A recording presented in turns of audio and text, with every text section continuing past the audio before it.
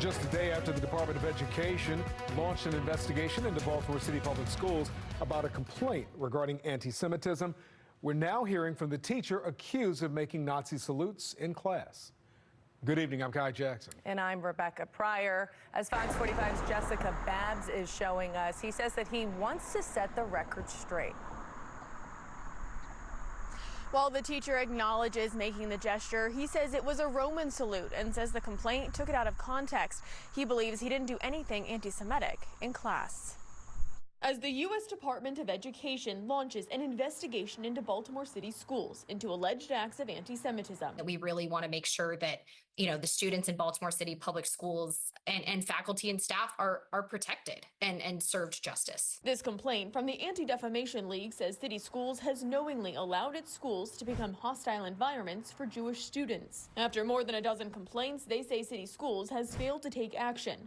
Some of the incidents include a teacher directing Nazi salutes and instances of bullying, with students making hateful comments. If these allegations are true, this is horrific, right? Maddie Biederman, the Deputy Assistant Secretary for the Department of Education, says there's a difference between freedom of speech and then feeling harassed and threatened and because of your race or your religion or who you are, and that's unacceptable, and the Trump administration will not stand for it. A school spokesperson continues to reiterate they reject anti-Semitism and hate and have held students and staff accountable.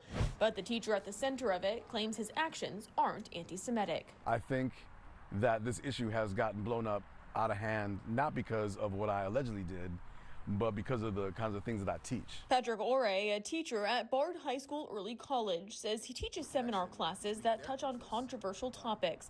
He believes a book talking about an author's experience traveling to Palestine is what kicked off the controversy. But what I don't think is proper is coming after fair curriculum. While he didn't go into detail, he believes it's political. I think someone misunderstood that there's a difference between a Roman salute and a Nazi salute.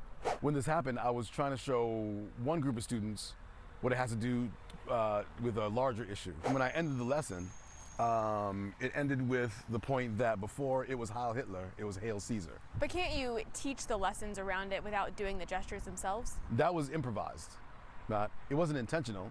It was simply to make a point. Well, he says the Jewish student wasn't directly in front of him at the time. He said he was aware there was a Jewish student in the class. But that didn't give you pause to doing the gesture or not?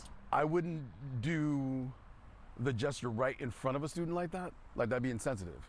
But if I'm talking to African-American students, talking about the connection between their interests and the Jewish community's interests, I think that makes sense. Because this has happened, I'm always going to have to reflect on that, but it doesn't necessarily mean I did anything wrong. So you don't think you did anything wrong in this case?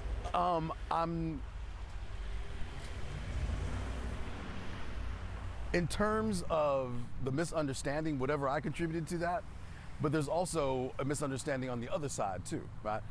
I think about the things that I do. I can't always anticipate the impact. But isn't that your job as a teacher? It is. He says he teaches students with a wide variety of backgrounds and Jewish students with different religious backgrounds who respond to topics differently. Well, I've had students say, like, oh, I know you, and I know that you don't promote these things. I'm not, like, teaching you how to do it perfectly or trying to recruit you into the young Nazi party. Right? It was an example. But at the same time, though, I do understand how, out of context, if someone sees, like, if a parent's walking past my classroom and they saw what I did, it would raise some concerns. Heading into the next school year, will you make any changes in your approach? I'll certainly be heightenedly aware, more heightened awareness, but at this moment, no. Howard Libet, the executive director of the Baltimore Jewish Council, says he recently met with officials from city schools and says they're adding training and programs to better educate teachers. Education doesn't fix everything, but I think in a lot of cases, it's a question of ignorance, not hate. I think there are times where people don't know that what they're doing or saying is offensive.